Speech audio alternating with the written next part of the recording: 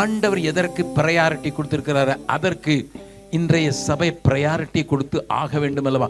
நான் இப்படித்தான் செய்வேன்ப்பா அப்படின்னு ஆண்டவரே சொல்லி வைத்திருக்கிறாரு. நான் ஒரு அதிர்ச்சியான செய்தியை உங்களுக்கு சொல்லலாமா? உலகமெங்கிலும் இருக்கிற சபைகளிலே காணிக்கைகளை சேர்த்து வைத்து அதை இப்படியாக கூறு போட்டு பார்த்தார்கள். 100 ரூபாய் காணிக்கையில 97 ரூபாய் யாருக்கு தெரியுமா செலவு பண்ணப்படுகிறது? சபைக்கே. உள்ளே அதை டெக்கரேட் பண்றதுக்கு, ஜனங்களுக்கு சாப்பாடு போடுறதுக்கு, வர்றவங்களுக்கு நல்ல சேர் போடுறதுக்கு, விரிப்பு விரிக்கிறதுக்கு, அதுக்கே. மீதி 3 ரூபா தான் சுவிசேஷ ஊழியத்திற்கு. அதுல தான் மிஷினரி ஊழியமும் அடக்கம். நான் மிஷினரியா இருக்கிறதுனால நான் உங்களுக்கு அதை சொல்றதுனால நீங்க என்ன தவறா நினைக்க கூடாது. உண்மை. நம்ம போடுற காணிக்கையில 100 ரூபா போடுறதுல 97 ரூபா நமக்கே தான். இதை எப்படி பண்றது, அதை எப்படி பண்றது, அதை எப்படி பண்றது, இப்படி எப்படி சொல்றது, எத்தனை நேரம் சோறு போடுறது, காலையில போடுறதா, சாயங்காலம் போடுறதா, ஒரு பிரியாணி போடுறதா, இல்லை பரோட்டா போடுறதா, இதுலயே நான் எப்பவும் சொல்லுவேன். நாங்க ஒரு கிராமத்துல தான் இன்னும் நான் குடியிருக்கேன். ஒரு நாள் என் மனைவி என்கிட்ட வந்து சொன்னா, எங்க வீட்டில் நடந்ததை சொல்றேன். பால்காரன் பால் சரியா கொடுக்க மாட்டேங்கிறான். தண்ணியில பால் ஊற்றிட்டு வர்றான். பாலில் தண்ணி ஊற்றினா பரவாயில்ல, பாலில் தண்ணியில் பாலை ஊற்றிட்டு வர்றான். நம்ம பிள்ளைங்களுக்கு அதனால டேஸ்டே இல்லை. கொஞ்சம் ஒரே ஒரு மாடு வச்சு வளர்ப்போம் அப்படின்னு சொல்லிட்டு, ஒரு புது மாடாக வாங்குங்க, நான் கொஞ்சம் பார்த்துக்கிறேன், எப்படியாவது ஆளை ஒன்று வச்சு பார்த்துக்கிறேன் அப்படின்னு சொல்லி ஒரு மாடு வாங்கினான். புது மாடு. அந்த மாடை வளர்க்குறதுக்கு ஜக்குன்னு ஒருத்தனை வச்சாங்க. அந்த ஜக்கு என் பிள்ளைங்களுக்கு பயங்கரமாக கதை சொல்லுவான். அந்த மாடு குட்டி போட போகுது, குட்டி போட்டோன்னா பால் பயங்கரமாக, அந்த பால் ரொம்ப டேஸ்ட்டாக இருக்கும், அப்படி இப்படின்னு அவன் சொல்லி வச்சுருந்தான். என் பிள்ளைங்க அதெல்லாம் பார்த்ததில்லை, குட்டியாக இருந்ததுங்கப்போ ஸ்கூலுக்கு போகிறதுக்கு. ஒரு நாள் ஜக்கு வந்தான். வந்து சொன்னான், ஆண்டி ஆண்டி இன்னைக்கு மாடு குட்டி போட போகுது. என் பிள்ளைங்க பையெல்லாம் தூக்கி தூர போட்டான். வந்து எல்லாம் மாட்டு தொழுவத்தில் உட்காந்துருக்கு. 3 சின்னது குட்டி போடுறத பார்க்கணும். அவன் குட்டி போடுறது இல்லையோ தெரியல, பால் நல்ல பால் கிடைக்கும்னு சொல்லியிருக்கான் ஜக்கு. மாடு குட்டி போட்டது, குதிச்சு விளையாடிது, நல்ல கண்ணுக்குட்டி, ரொம்ப சந்தோஷமா இருக்கும்போது அந்த ஜக்கு அந்த மாட்டில் பாலை கறக்கிறதுக்கு போனானோ இல்லையா, அது விட்ட ஒரு உதையில அவனுக்கு இது மாடு ஒரு மாதிரி இருக்குது, எங்கள் அப்பாவை கூப்பிட்டு வரேன்னு சொல்லி, எங்கள் அப்பா பயங்கரமான யாதவ் அப்படின்னு சொல்லிட்டு அவங்க அப்பாவை போய் கூப்பிட்டு வந்தான். அவர் ரொம்ப எக்ஸ்பர்ட்னுட்டு அவர் தலைப்பா கட்டிட்டு, எந்த மாடுடா பால் கொடுக்க மாட்டேங்குதுன்னு அப்படியே வந்தார். வந்து அடிச்ச அடியில் 2 பல்ல காணும் அவருக்கு. இது ஒரு வித்தியாசமான மாடாக இருக்குன்னு அவர் போயிட்டாரு. குட்டியையும் பக்கத்தில் விட மாட்டேங்குது மாடு. இப்போ என்ன செய்யறதுன்னு தெரியல. என் பிள்ளைங்களுக்கு ரொம்ப ஏமாற்றம். அவங்க ஸ்கூலுக்கு போயிட்டாங்க, நானும் ஆஃபீஸ் போயிட்டேன். நான் 11 மணிக்கு வந்து பார்த்தேன், இந்த மாட்டுக்கு பால் கட்டுமே, அதுக்கு வலிக்குமே, என்ன செய்யுதுன்னுட்டு. நான் வந்து பார்த்தா வாழ்க்கையில் முதல் தடவை அது பாலை அதுவே குடிச்சுக்கிட்டு இருக்கு. பக்கத்தில் உங்களை பார்த்து சொல்லுங்க, உங்களை பற்றி சொல்லலை. காணிக்க போட்டு இதையே சாப்பிட்டுக்கிட்டது. நம்மளே காணிக்கங்க போட வேண்டியது, அதுல பிரியாணி சாப்பிட்டுக்கிட வேண்டியது. பீகாரில் இருக்கிற சபைகளில் நான் என்ன செஞ்சிருக்கேன் தெரியுமா?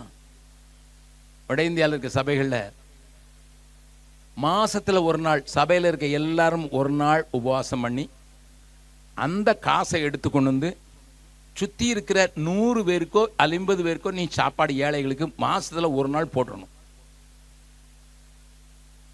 என் ஜனங்கள் ஏழை ஜனங்களையா, என் ஜனங்கள் இடத்துல பெரிய வசதி இல்லை, ஆனால் உத்தமமாக மாதம் ஒரு நாள் முழு சபையும் பட்டினி கிடந்து அந்த காசை எடுத்துக்கொண்டு ஒரு 50 பேருக்கோ 100 பேருக்கோ ரெகுலராக சாப்பாடு போடுறாங்க. இதை ஒழுங்காக செய்கிறாங்க.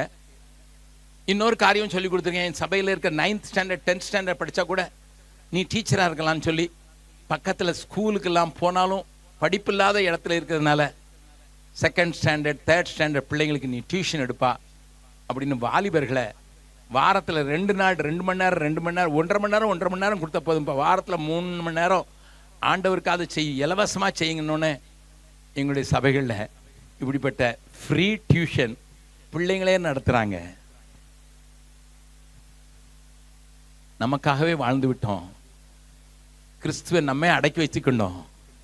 கிறிஸ்துவின் ஆசீர்வாதத்தை நமக்கே செஞ்சுக்கிட்டோம். நம்மளே அவருக்கு காணிக்கை கொடுக்குற மாதிரி கொடுத்து அதையும் நம்மளே சாப்பிட்டுக்கிட்டோம். எங்கள் வீட்டு மாட மாதிரி. தேவன் உங்களோடு கூட பேசுகிறார். தேவன் உங்களோடு கூட பேசுகிறார்.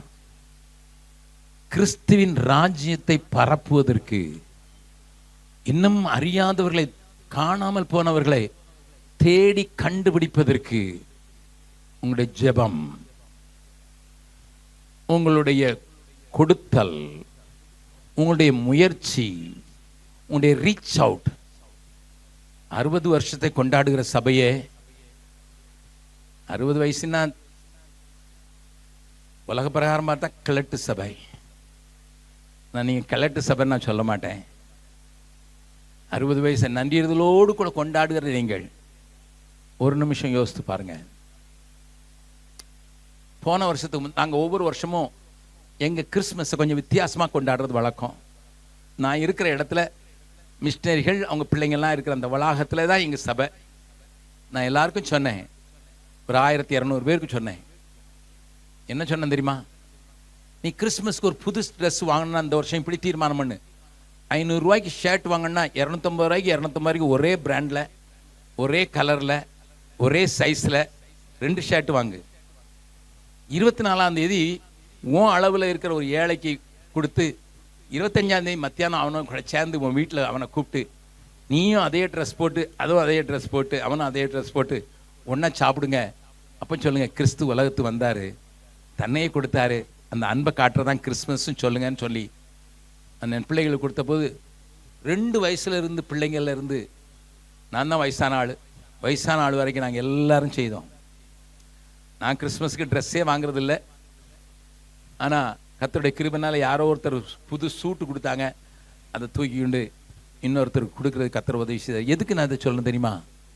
அதை கொடுத்த உடனே எங்கள் பிள்ளைங்கள்லாம், குட்டி பிள்ளைங்கள்லாம் அவங்க முகத்தில் அம்மா அவங்க அப்பா அம்மாட்ட வந்து சொன்னாங்க, அம்மா அடுத்த வருஷம் நீங்கள் கொடுத்தீங்கன்னா ஒரு ட்ரெஸ் எனக்கு, 2 ட்ரெஸ் மற்றவங்களுக்கு வாங்குற மாதிரி நான் வாங்க போகிறேன், 2 பேருக்கு கொடுத்துடலாம் மம்மி.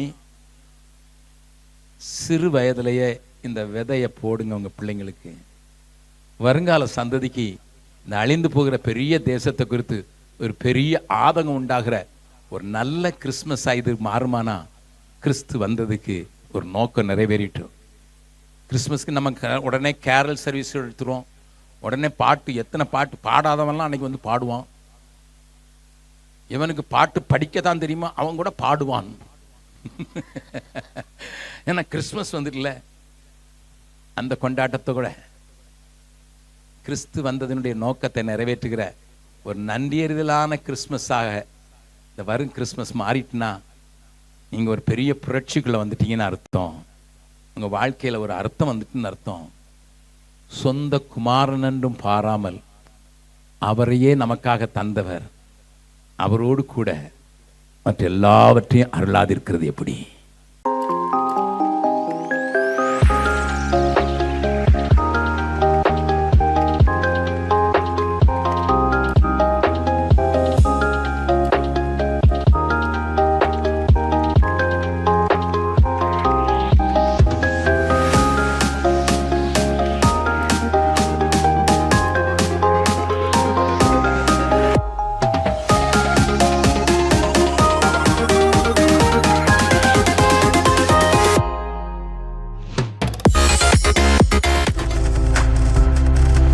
நீங்கள் பார்த்துக் கொண்டிருப்பது உங்கள் ஜாய் டிவி. உங்கள் துக்கம் சந்தோஷமாய் மாறும்.